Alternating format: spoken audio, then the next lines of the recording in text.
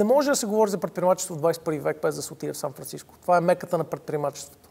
Всичките компании, на които ние се възхищаваме в момента, са започнали в един радиус от 50 мили от Сан Франциско, в едно магическо място, което се казва Силициевата долина или Силикон Вали. Това е една земя, едно местенце, един кът, където хората отиват за да променят света. Silicon Valley and San Francisco is the epicenter of the business and technology world.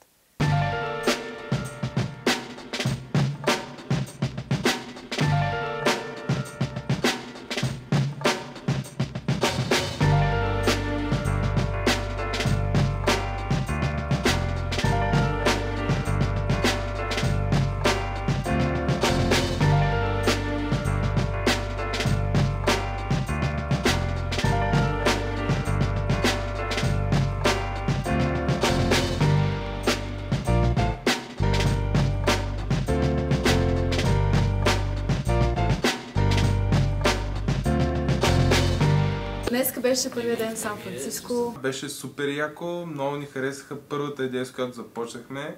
Съответно, фидбек, който ни дадоха, беше много позитивен. Според мен ни задаваха правилните въпроси, за да можем ние самите да разширим начина си на мислене относно това какво може да постигнем чрез нашите продукти, които мислим за момента. Да, си сме. Казаха ни доста хранилка взето за нас. И ни даваха много храна за мислене, за това какво правим от тук нататък, дали ще правим пивот, дали няма да правим пивот и така нататък.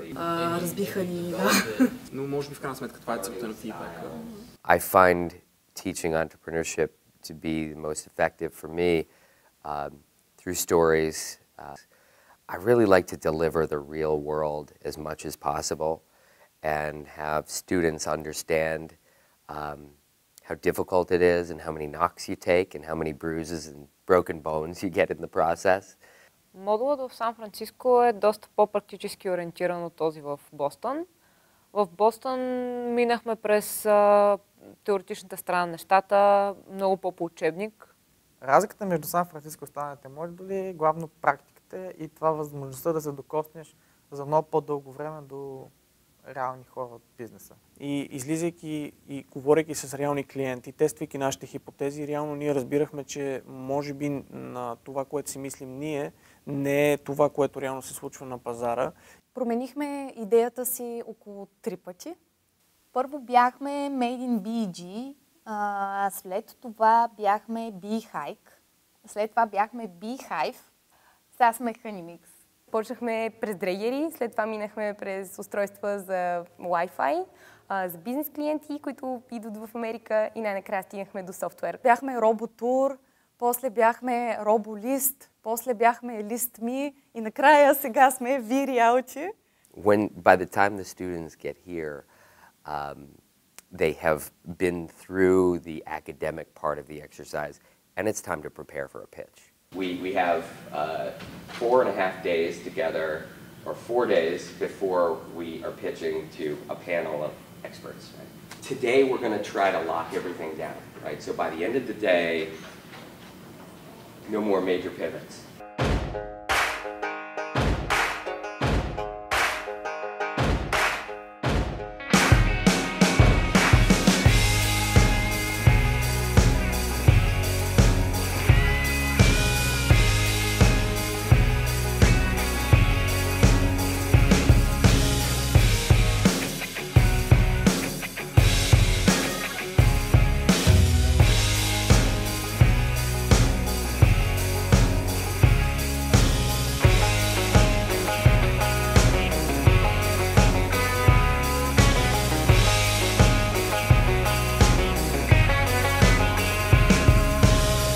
Мисля, че най-трудните моменти бяха свързани точно с екипната динамика и с факта, че ние от самото начало се събрахме в този екип с идеята, ние сме безкрайно различни, нека да се предизвикаме и да видим докъде можем да стигнем.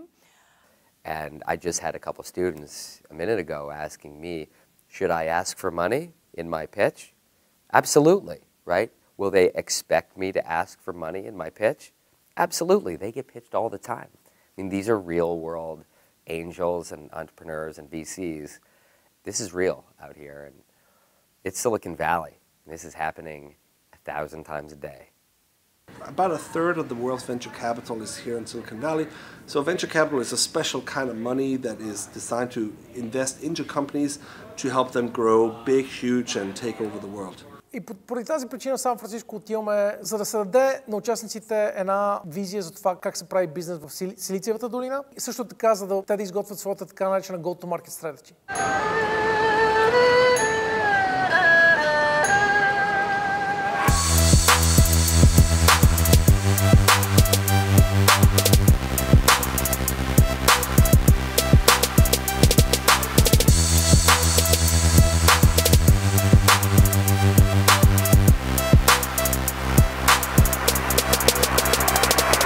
Нашата идея да направим технология, с която нали, ти буквално влизаш в жилището виртуално. Може жилището да е на 5000 км, но ти виртуално си в жилището и това е съвсем възможно. So what's really special about Silicon Valley, what's very difficult to recreate elsewhere, is this complete ecosystem. Just call and ask people, and sometimes they will surprise and delight you with their generosity.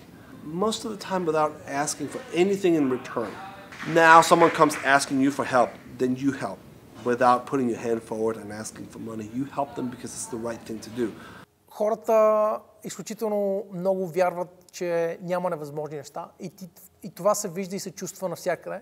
Модулът ни в Сан Франциско завърши с презентация пред хора, които са от бизнеса, които се занимават с осигуряване на капитал. Те управляват фондове за стотици милиони долари.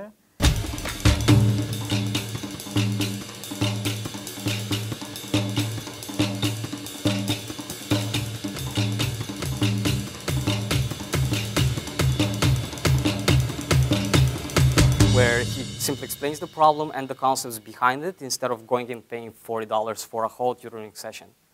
And that simplicity is what we're aiming for. I started consuming honey before training, and it really boosts your energy. I mean, it's field tested. We're focusing on this. We want the end user to make a decision as fast as possible so that the real estate agent can get a deal from 3 months down to 45 days. But we're not actually changing physically the hardware, we're just creating a virtual entity of the network. Are you guys serious about doing this, or is it just a project? Okay. My recommendation would be, if you're CEO, say you're CEO. Investors need to know who they're investing in. I think more education around that would be really helpful. And there's all these questions that you would have to answer to even say you could do it for one market. Excuse me? To the end user or to to the end user, yeah. So I'm going to take this as you're raising money in the valley, because you're in the valley right now. So my suggestion would be maybe walk someone through the product experience as you're envisioning it. I love you when you sing me that song, and I love because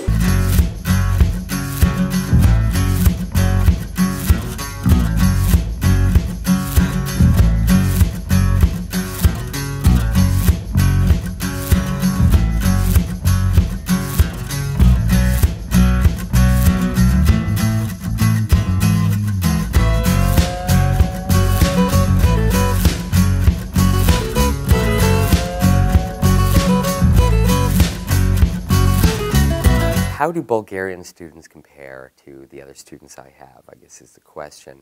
Not to dump on American college students, but let me just not dump on them, but say when I was in college, I was not as mature as these students appear to be to me. Основната разлика, която аз забелязвам между хората в стартъп сцената в България и тук е, че тук хората са много по-уверени в себе си, дори идеята им да е откровенно глупава. 3 pieces of advice for somebody working on the first venture. You got to be persistent, be ready for 9 no's in a row before you get a yes. You can avoid a lot of common mistakes if you have good mentors. And then I guess the third one follows the second one in that you should go and seek out the advice but not necessarily follow it. Видях всичките краски на това какво е да правиш стартъп. Това, което бих използвала за себе си и ще започна да прилагам още в момента, в който се прибера в България, че трябва да съм много по-самоуверена и много повече да си вярвам, когато искам да направя нещо и да не оставям средата около себе си да ме обезкуражава. И това, което ме изненада много приятно и надхвърли очакванията ми, бяха личните истории на преподавателите. Всеки ден научавах по нещо ново. Разбрах, че за един стартъп за проработи си иска много време, много вяра. Той е маратон, не е спринт. И света не ми се струва чак толкова голяма в момента. Само виждам още повече възможности. И как да сглобиш пъзела е всъщност най-важното, което получаваш тук. И да знаеш, че дори да не намериш една част от пъзела, продължаваш напред и тя ще излезе. Още дето всички примери, които тая програма ни даде, всички хора, с които тая програма ни срещна, бяха доказателство за това, че подходящия момент никога не идва, подходящия момент ти си го създаваш и че трябва супер много да се бориш този момент да се случи. Zoo, zoo, zoo.